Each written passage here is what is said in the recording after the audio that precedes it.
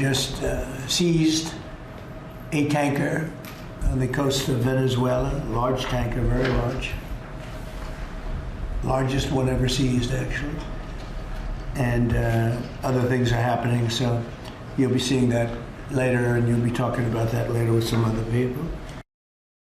La República Bolivariana de Venezuela. Venezuela denounces and repudiates energetically what constitutes a blatant theft and an act of international piracy announced publicly by the President of the United States.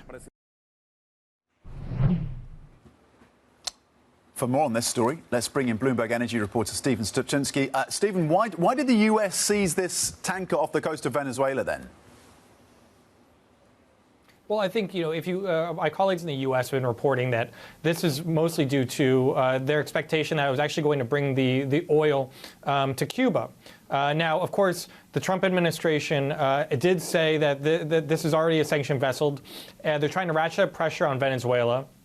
And so they did this, they sort of really upped the pressure on that government and also the dark trade in general by seizing it. This was a surprise move. A lot in the market weren't expecting the Trump administration to do this, and this does show more pressure on the government for Venezuela. Now, of course, if they were going to deliver this crude to Cuba or not, that's a big question. This is a very large crude carrier. Trump was correct. It is big, 2 million barrels of oil, and it's abnormal to send carriers this large to Cuba. So where was its actual destination is still unclear. Was it actually going to China? But either way, the Trump administration did decide to do this, saying that because the ship was already sanctioned, we have the authority to board it and take it, as you see with these pretty striking images that were posted on social media. 2 million barrels. 2 million barrels. Yeah, that is a sizable tanker. What does this mean for the oil market, Stephen, then? I'm looking at Brent prices a little softer in the session today.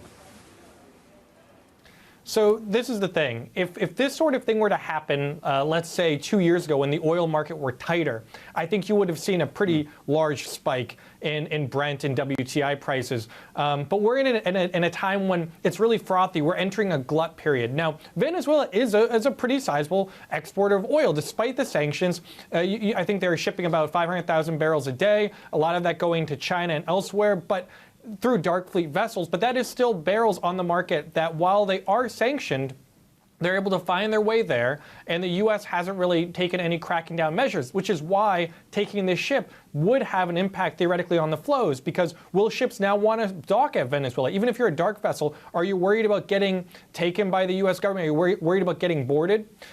So while this is something that does tighten the amount of output from the country potentially, the market has a lot of capacity to replace it. China has other places to go. We're in a time when U.S. output is very strong. OPEC Plus has been increasing output over the most of this last year.